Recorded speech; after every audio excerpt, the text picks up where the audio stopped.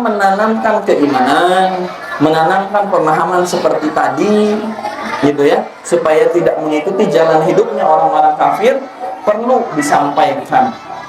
Dan kalau terlewat, salah satu caranya itu tadi, bicara dari hati ke hati. Kumaha itu? Bicara itu. Ya, seperti itu. Karena problemnya gini, Bu, kalau pesan ini lupa kita sampaikan, anak keturunan kita tidak akan pernah tahu bahwa ia harus menyampaikan hal itu pada anaknya. Sehingga generasi kita semakin mundur. Dan semakin jauh dari agama. Pendidikan paling awal itu ada di keluarga.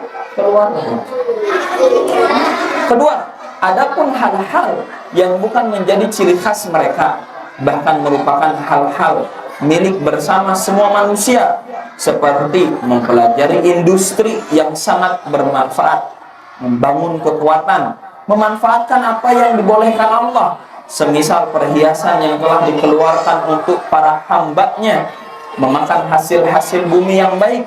Maka semua ini tidak disebut taklid atau meniru, bahkan termasuk ajaran agama kita. Pada dasarnya ia adalah milik kita, sedangkan mereka dalam hal ini hanya mengikuti kita. Jadi seharusnya kalau dalam hal-hal dunia yang lain itu harusnya kita lebih unggul.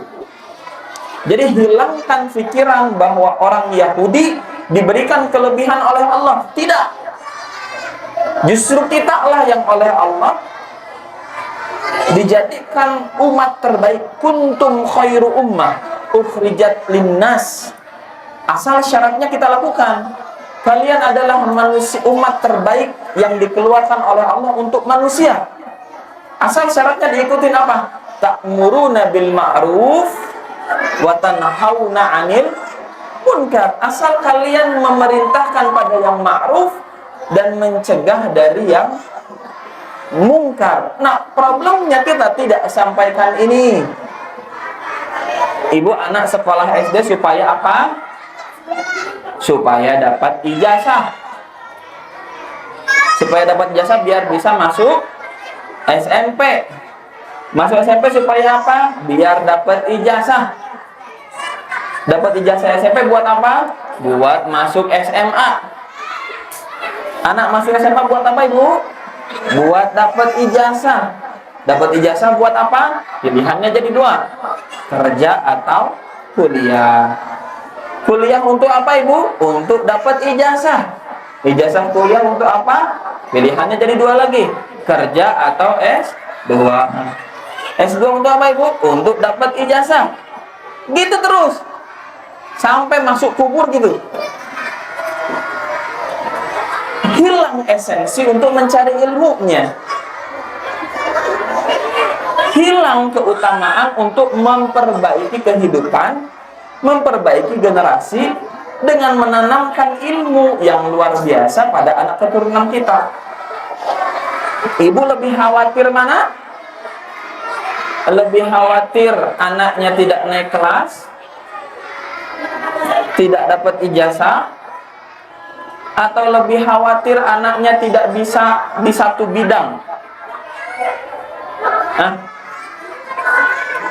Coba, mana yang lebih kita khawatirkan? Kalau lagi sekolah ini mah anaknya, bukan yang udah lulus. Ayo kita jujur saja. Itu tidak dosa, jujur itu berpahala, yahdi ilal bir. Jujur itu menunjukkan pada kebaikan. Mestilah, kalau sekarang kita buka, nanti tahun depan kita buka SDIT, tapi nggak ada ijazahan, ada yang mau daftar, kamu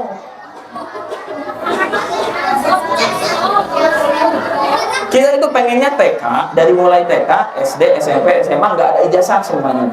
Ada yang mau daftar, ya kan? Itu kan, padahal mah dapat ilmu. Padahal kita mau kasih kualitas.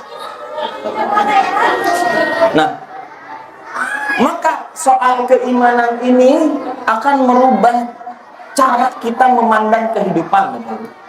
Bahkan sampai sedetail pada pendidikan.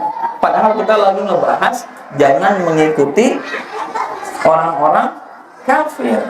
Jangan tasyabbuh, menyerupai pada hal-hal yang tidak boleh. Kalau urusan tadi makanan, hasil bumi, perindustrian dan sebagainya, seharusnya kita lah yang memimpin.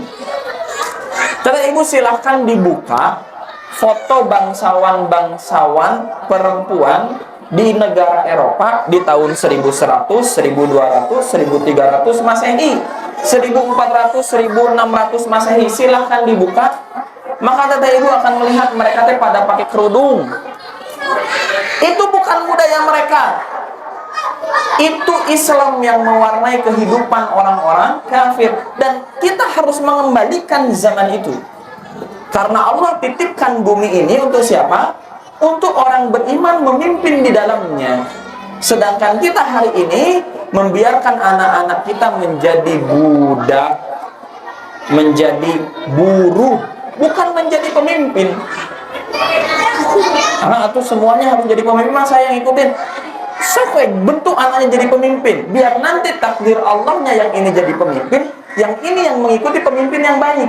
Kan gitu. Kalau nggak satu pun diikhtiarkan untuk jadi pemimpin, maka mereka akan mengikuti yang lain-lainnya. Nah, itu problemnya. Kita ini punya nilai yang sama, punya aturan yang sama, punya pakem yang sama, Al-Quran dan As-Sunnah. Yang memimpinnya lahir dari Quran dan Sunnah, maka yang mengikutinya pun akan memilih pemimpin yang sesuai Quran dan Sunnah. Siapapun dalam kehidupannya, aku tidak bicara soal presiden, tidak, tapi soal kehidupan bermasyarakat. Karena soal idola, berarti dia menyerahkan kepemimpinan otoritas dirinya mengikuti idola yang lain, kan gitu. Kemudian kalau kita menyerahkan kepemimpinan, akhirnya apa? Kepemimpinan itulah yang akan mengelola sumber daya bumi, alam dan sebagainya, sehingga kita mengikuti hal itu. Padahal harusnya kita yang mengelola itu. Nah, gitu. Sesuai Quran surat Al-A'raf ayat 32.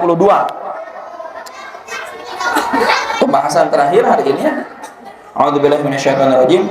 Qul man harrama zinatallahi allati akhraja li'ibadihi wat-thayyibati minar rizqi qul hiya lil ladzina amanu fil hayatid dunya khalisah yaumal qiyamah. Katakanlah, siapakah yang mengharamkan perhiasan dari Allah yang telah dikeluarkannya untuk hamba-hambanya. Jadi kata ibu, seluruh emas, perak dan semua kekayaan alam bumi ini oleh Allah itu disiapkan untuk siapa? Untuk hamba-hambanya. Berarti kita yang beriman yang berhak mengelola itu. Problemnya kenapa kita serahkan kepada orang lain? Kenapa kita tidak pintar di industri mineral? Kenapa kita tidak pintar di soal geologi? Makanya kenapa Abi punya pola pikir gini, Al-Quran itu bukan keunggulan suatu lembaga. Al-Quran itu harus jadi hal yang biasa di suatu lembaga itu. Karena nanti kita akan mencetak ahli geologi yang hafiz Quran. Kita akan mencetak ahli astronomi yang hafiz Quran, ahli pesawat yang hafiz Quran. Jadi semua nanti hafiz Quran gitu, tak semua nanti. Kebayang ya? Dan itu anak-anak kita. Nah, kebayang nanti gitu abis teh. Kalau kita terus hanya satu di bidang Quran, nu lain ditinggalkan, salah nanti nggak kenapa gitu.